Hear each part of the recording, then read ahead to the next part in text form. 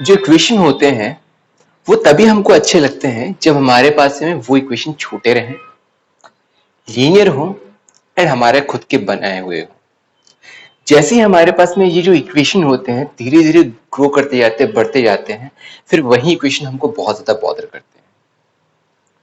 But ये जो छोटे से लीनियर इक्वेशन होते हैं ये भी हमको तब बॉदर करना शुरू कर देते हैं जब इनके पास में दो वेरिएबल हो जाते हैं, एंड तब हमको इसको सॉल्व करने के लिए दो दो इक्वेशन का जरूरत पड़ जाता है।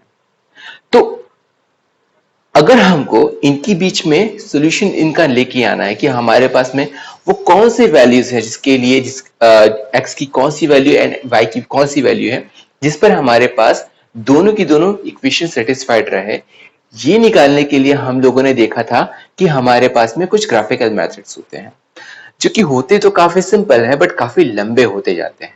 सबसे पहले तो हमको क्या करना पड़ता है, वहां पर उनके कोऑर्डिनेट्स फाइंड आउट करने पड़ते हैं दोनों लाइन के लिए, जिसके थ्रू हम लोग क्या करते हैं, लाइन को ड्रॉ करते हैं, एंड जहां पर दोनों की दोनों लाइन इंटरसेक्ट करते हैं, एक दूसरे को क्रॉस करते हैं, उस जगह पर हम लोग क्या करते हैं, उस पॉइंट के कोऑर्डिनेट्स को फाइंड आउट कर लेते हैं एंड ये बोलते हैं कि ये हमारे क्या हो गए, सॉल्यूशंस हो गए हैं।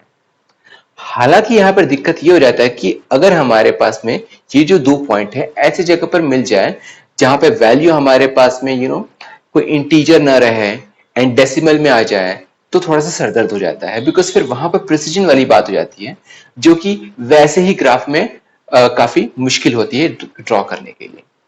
तो हम लोग आज क्या करने वाले हैं, ये जो हमारे पास में जो क्या बोलते हैं लीनियर इक्वेशन है जो कि टू वेरिएबल्स में है, इनको सॉल्व करेंगे हम लोग दूसरे मेथड से। ये मेथड्स हमारे कहलाते हैं एल्जेब्रिक मेथड्स, जहां पर हम लोग प्लेन एल्जेब्रा का हम लोग यूज करते हैं, एंड यहां पर भी हमारे पास में तीन अलग अलग टाइप के मेथड होते हैं। इसमें से पहला मेथड अपने पास में सब्स्टिट्यूशन मेथड। अब ये हमारे पास सब्स्टिट्यूशन मेथड होता क्या है, सब्स्टिट्यूशन का मतलब होता है हमारे पास में कि एक की जगह पर अगर हम लोग कोई दूसरा वेरिएबल या फिर कोई दूसरा चीज जाकर रख दें तो हमारे पास में जो सेकंड जो चीज जो वहां पर गया फर्स्ट की जगह पर, that is called substitute. Football के मैच में भी हम लोग ये देखते हैं, क्रिकेट के मैच में भी कई बार होता है कि मान के चलो कि कोई प्लेयर इंजर्ड हो गया है तो उसकी जगह पर कोई दूसरा प्लेयर जाएगा और वो प्लेयर निकल जाता है, एंड वो जो प्लेयर रहता है जो कि अब भी आया है नया, that player is called substitute. तो हमारे पास में ऐसा ही कुछ होता है इस मेथड में। तीन स्टेप हमारे पास हमको यहाँ पे फॉलो करने रहते हैं। हम लोग यहाँ पे क्या करते हैं, पहले स्टेप देख लेते हैं क्या क्या है एंड एग्जाम्पल के मेथड से समझने की कोशिश करते हैं कि ये कितना ही सिंपल रहता है, एंड हम लोग आसानी से इस मेथड से कोई सा भी अपने पास में क्या बोलते हैं टू वेरिएबल का इक्वेशन पेयर में आ जाए हम लोग सॉल्व कर सकते हैं। पहला मेथड क्या बोलता है, पहला पॉइंट क्या बोलता है इस मेथड में कि हमारे पास में, क्योंकि जैसा हमारा सब्स्टिट्यूशन मेथड दिया हुआ है तो हम लोग क्या करते हैं उसकी तैयारी पहले करते हैं।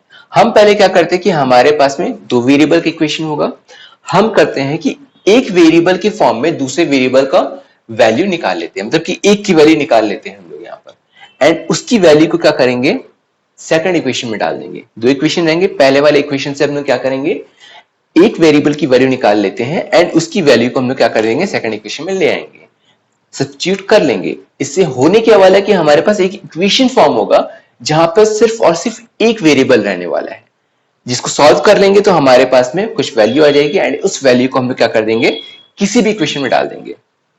अब ऐसे जब मैंने यहाँ पर डिक्टेट किया हर एक चीज को तो ये थोड़ा सा डिफिकल्ट लग रहा है, हो सकता है कि कुछ समझ में ना आया। लेट्स सी कि हमारे पास में रियलिटी में किस तरीके से हम लोग इसको सॉल्व करते हैं।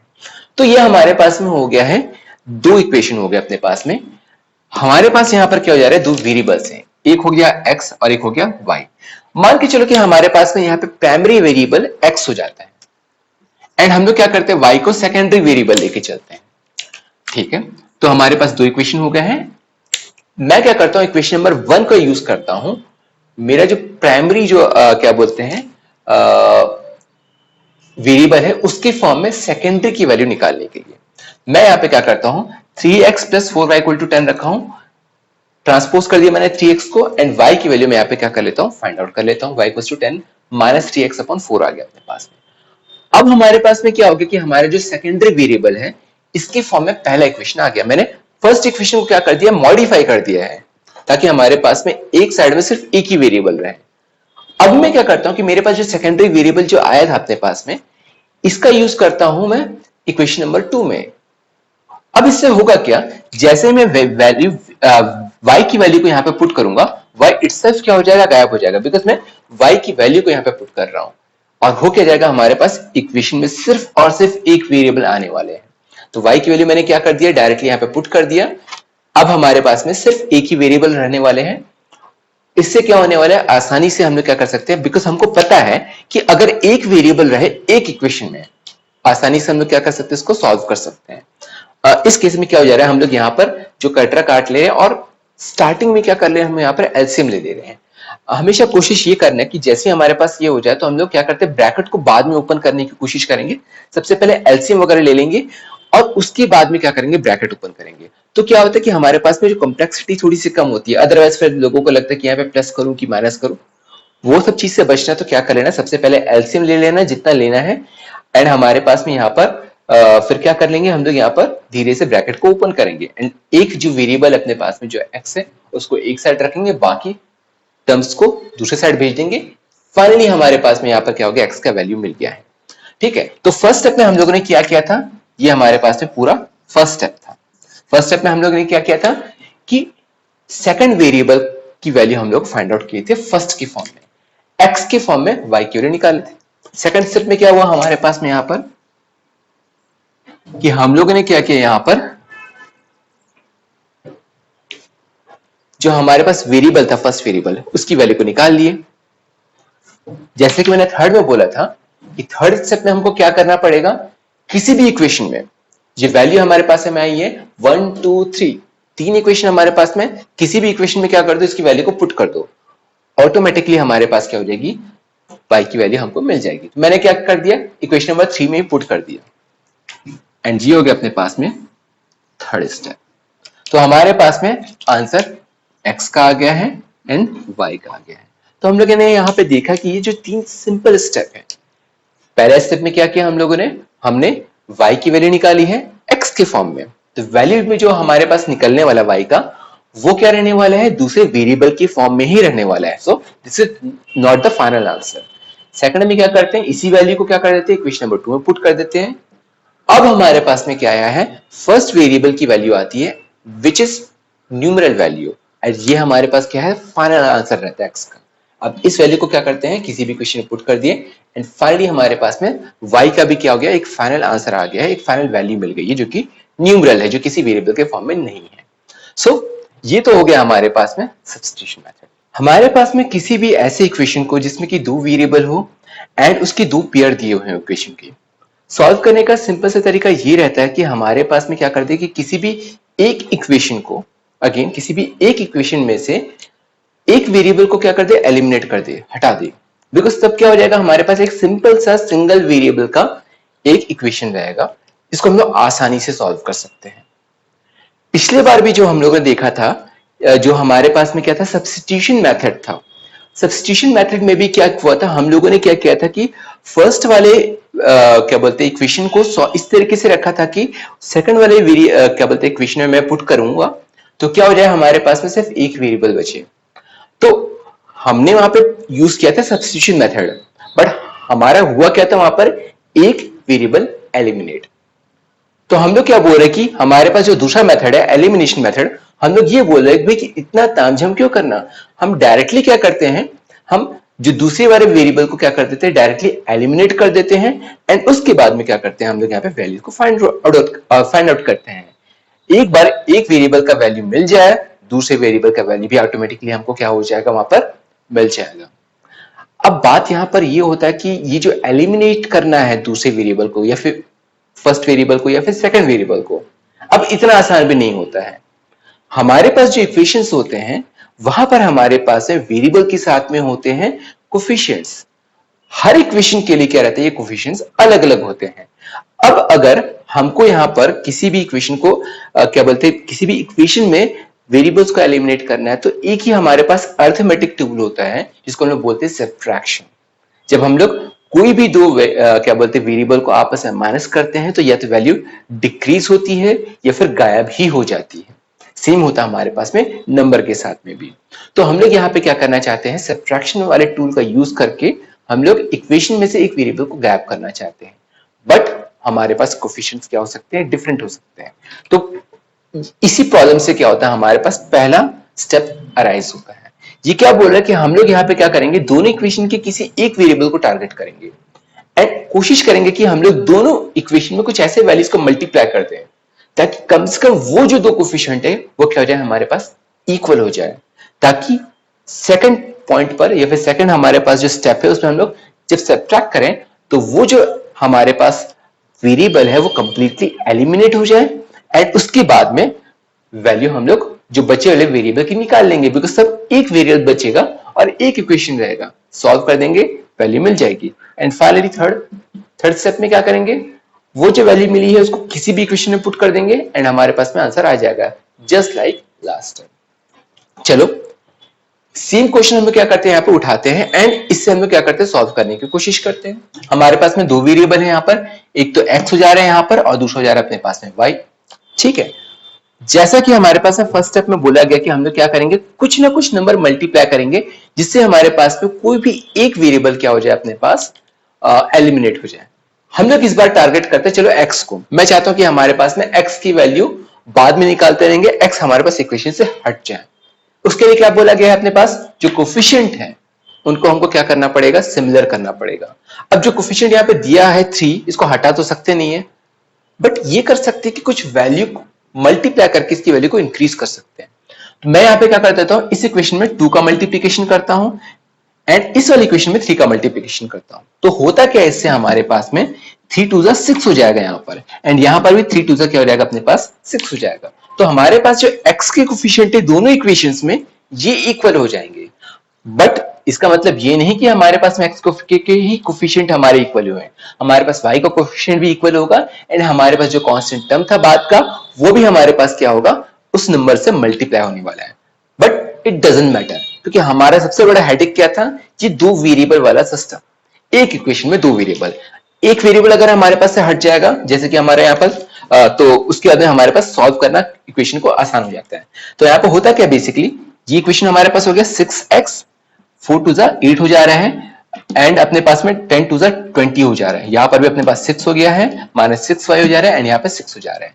अब क्या करते हैं, हम लोग दोनों को आपस में माइनस करेंगे। जैसे हमको पता है कि हम लोगों ने डिवीजन में भी देखा, पॉलिनोमियल के जब हम लोग डिवीजन देख रहे थे तो हम ये देख रहे कि जो था कि जो नीचे वाला जो हमारे पास टर्म रहता था उसके सारे के सारे साइन हमारे क्या होते थे, चेंज हो जाते थे। तो जैसे हमारे पास 6x है, इसका साइन यहाँ पे सामने में क्या है, कुछ नहीं लिखा, दैट मीन्स प्लस है, माइनस कर देते हैं। इसके सामने माइनस लिखा हुआ है, इसको प्लस कर लेते हैं, यहाँ पे कुछ नहीं लिखा, प्लस है मतलब माइनस हो जाएगा। तो हमारे पास में 6x प्लस में है, 6x माइनस में है, दोनों कैंसल आउट हो जाएंगे।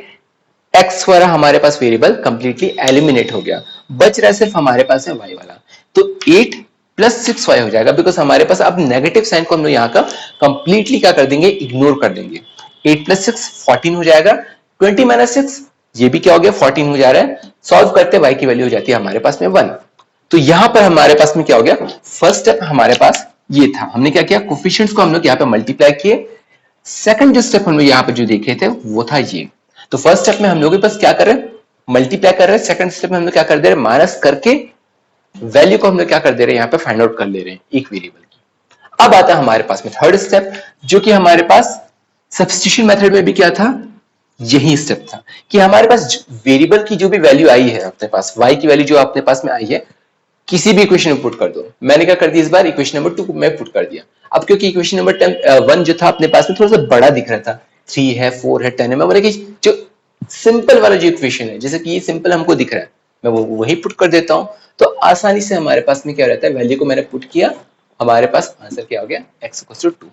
तो अगेन हमारे पास क्वेश्चन सेम था बट सॉल्यूशन अलग है, बट फिर भी आंसर हमारे पास क्या आ रहा है, सेम आ रहा है। ठीक है, तो हम लोग दोनों में से कोई सा भी मेथड यूज कर सकते हैं। आपको अगर एलिमिनेशन यूज करने का मन करता है तो एलिमिनेशन करिए, आपको सब्स्टिट्यूशन यूज करने का मन करता है तो सब्स्टिट्यूशन करिए, या फिर जो क्वेश्चन में दिया गया है उसको फॉलो करिए। अगर उसमें बोला है कि सब्स्टिट्यूशन सॉल्व करो तो उसी से करना पड़ेगा। ठीक है, बट जो मेथड आपको अच्छा लगता है आप उसके हिसाब से क्या कर सकते हैं कि फर्दर इस टाइप की इक्वेशंस को आप आपस में आप सॉल्व कर सकते हैं। तो हमारे पास क्या हो गया, एक लास्ट मेथड बचा है। अभी हम लोग क्या करते हैं उसको भी देख लेते हैं कि वो मेथड क्या है और उसके क्या फायदे होने वाले, नुकसान होने वाले, हम लोग सबके एंड में देखने वाले हैं कि सारे के सारे जो मेथड है सबके कुछ ना कुछ यूज होते हैं, सबके कुछ ना कुछ प्रोस है, सबके कुछ ना कुछ कॉन्स है, बट लास्ट के लिए हम लोग इसको रखे रहते हैं। लास्ट में डिस्कस करेंगे कि कौन सा मेथड आप कब यूज कर सकते हैं एंड कौन सा मेथड किस पर्टिकुलर सिचुएशन के लिए अच्छा साबित होने वाला है। अब हम पहुंच जाते हैं हमारे पास में जो लीनियर इक्वेशन है विद टू वेरिएबल्स एंड जो दो अपने पास में क्या बोलते हैं कि एक पेयर में जो हमारे पास इक्वेशंस आते हैं उनका जो सॉल्यूशन का जो तरीका रहता है, उसका लास्ट मेथड जो अपने पास में है, वहां पे हम लोग पहुंच गए हैं। ये अपने पास है क्रॉस मल्टीप्लिकेशन मेथड।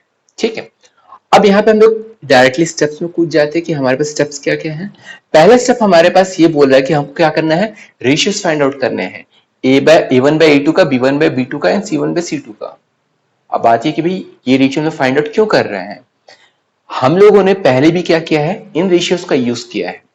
ये रेशियोज को हम लोग क्या करते हैं, कंपेयर करते हैं कुछ कंडीशंस के साथ में एंड हम लोग पता करते हैं कि हमारे पास में जो लाइन है उसकी कंसिस्टेंसी कितनी है या फिर क्या है, हमारे पास में किस टाइप के क्या बोलते हैं वहां पर रिलेशन एस्टेब्लिश होने वाले हैं। क्या हमारे पास में ऐसा कंडीशन आने वाला है कि हमारे पास में बहुत सारे सॉल्यूशंस मिलने वाले हैं, इनफिनिट मेनी सॉल्यूशंस, या फिर एक भी सॉल्यूशन नहीं मिलने वाला है जब हमारे पास में इक्वेशंस कंसिस्टेंट नहीं होंगे, या फिर हमारे पास में यूनिक सॉल्यूशन मिलने वाला है। तो हमारे पास हम लोगों ने जितना मेथड अब तक देखा है, हमने ऐसा कुछ चीज देखा ही नहीं था कि हम लोग कहीं पर ये चेक भी कर रहे हैं कि हमारे पास में जो सॉल्यूशन है वो यूनिक मिल रहा है कि नहीं मिल रहा है या फिर इनफाइनाइट मिल रहा है। जितने भी हमारे पास दो मेथड अब तक हम लोगों ने देखे थे, वो जो थे यूनिक सॉल्यूशन को कंसिडरेशन में लेकर बनाए गए सॉल्यूशन से अपने पास में।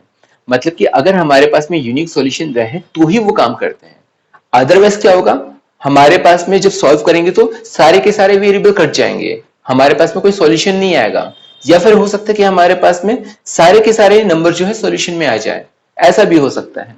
तो ऐसा सिचुएशन क्या होता है, इससे पहले के दो मेथड्स में आ सकता है, बट इस मेथड में हमारे पास ऐसा नहीं होता है। हम लोग पहले क्या कर लेते हैं, कंसिस्टेंसी यहाँ पर चेक कर लेते हैं, उसके बाद में क्या करते हैं, हम लोग इस फॉर्मूले में क्या कर रहे हैं, वैल्यूज को पुट कर रहे हैं। तो हमारे जितने भी सॉल्यूशन होने वाला है इस बार क्या लास्ट स्टेप में होने वाला है।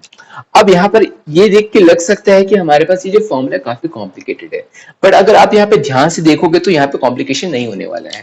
फॉर एग्जाम्पल इसको समझने की कोशिश करते हैं कि हमारे पास ये आया कहां से है। मैं यहाँ पे एक छोटा सा टेबल जैसे बना लेता हूँ।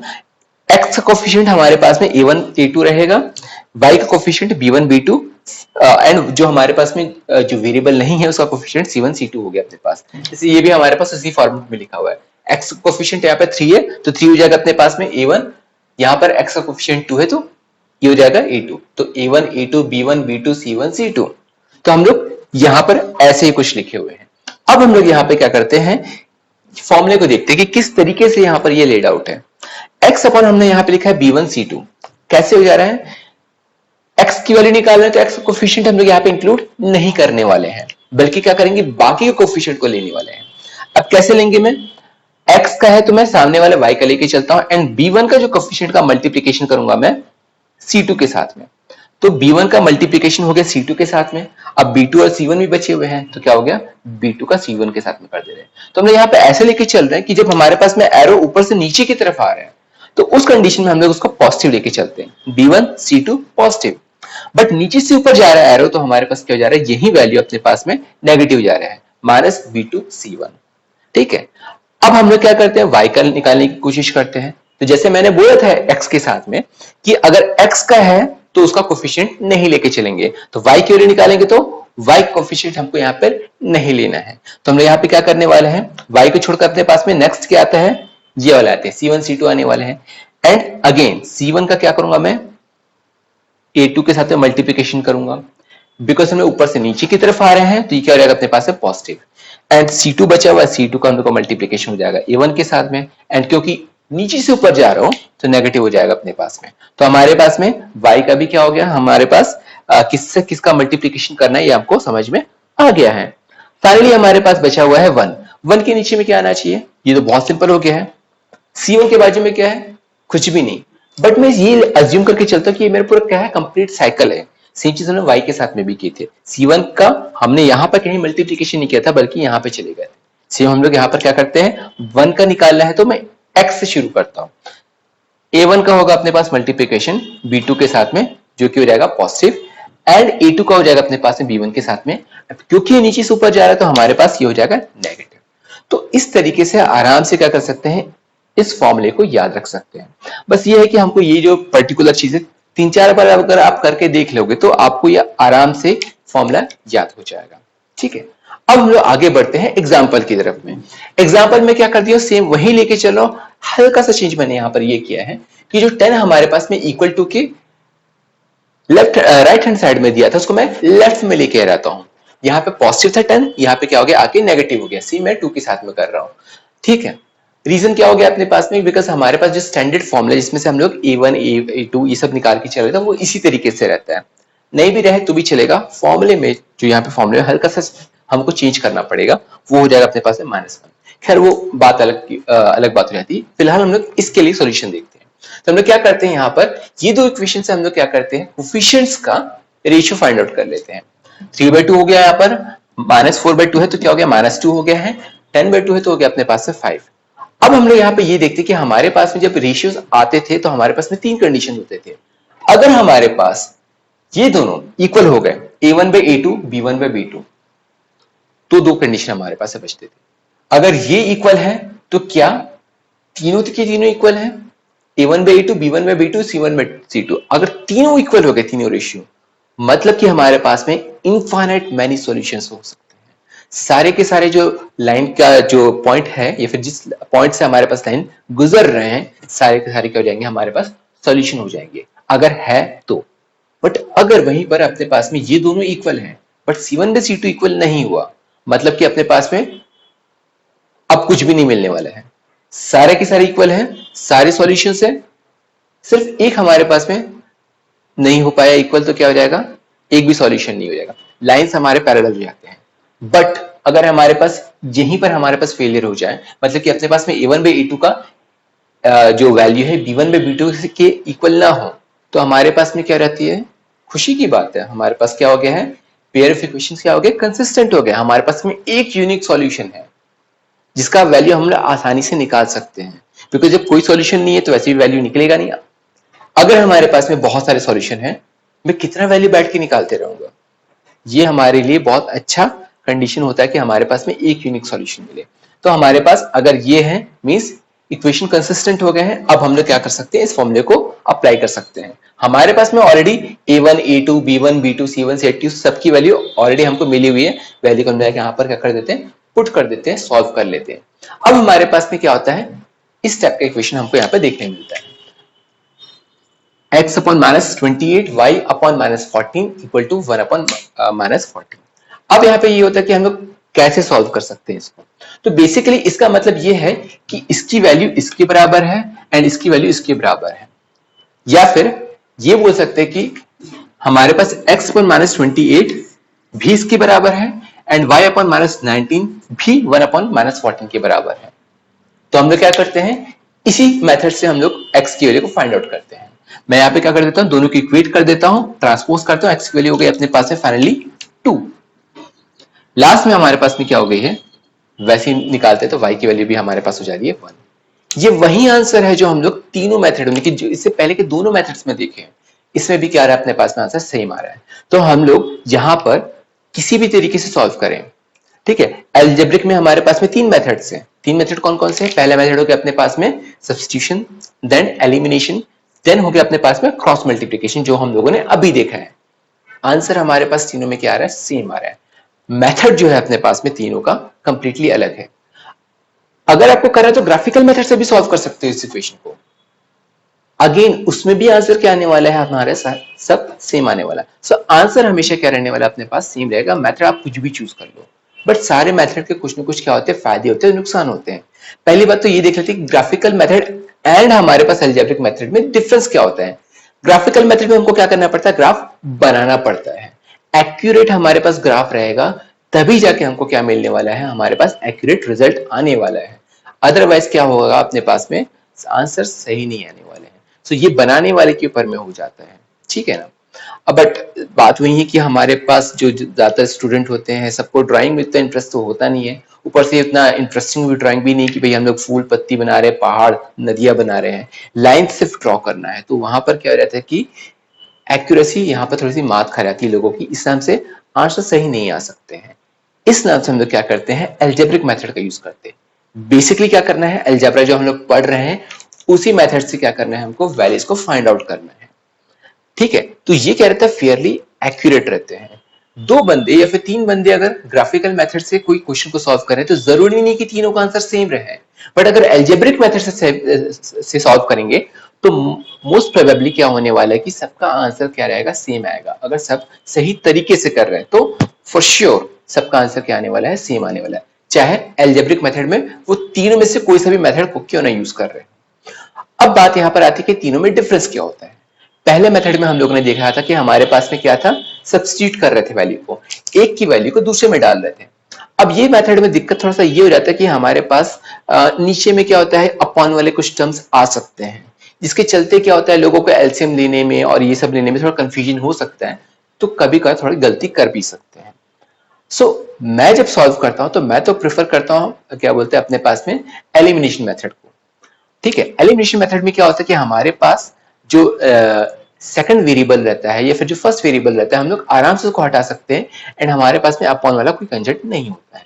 हाँ, एक प्रॉब्लम हो सकता है कि अगर मान के चलो हमारे पास में जो कोफिशिएंट्स है पॉइंट्स में है या फिर रेशियो में है, तो बहुत बड़ा दर्द बन सकता है। तो उस कंडीशन में हमारे पास ये जो क्या रहता है कि जो एलिमिनेशन मेथड है उससे बेटर तो रहता है अपना सब्स्टिट्यूशन मेथड। हमारे पास कंडीशन के हिसाब से हम लोग क्या कर सकते हैं, इसको यूज कर सकते हैं। हाँ, एक और चीज हो गया अपने पास में कि क्रॉस मल्टीप्लीकेशन जैसे मैंने अभी बोला है, ये हमारे लिए तब ज्यादा अच्छे रहते हैं जब हमको ये इंश्योर करना होता है कि वेदर मैं अपना टाइम वेस्ट कर रहा हूं कि नहीं कर रहा हूं, कहीं ऐसा तो नहीं कि हमारे पास में इक्वेशन कंसिस्टेंट नहीं है।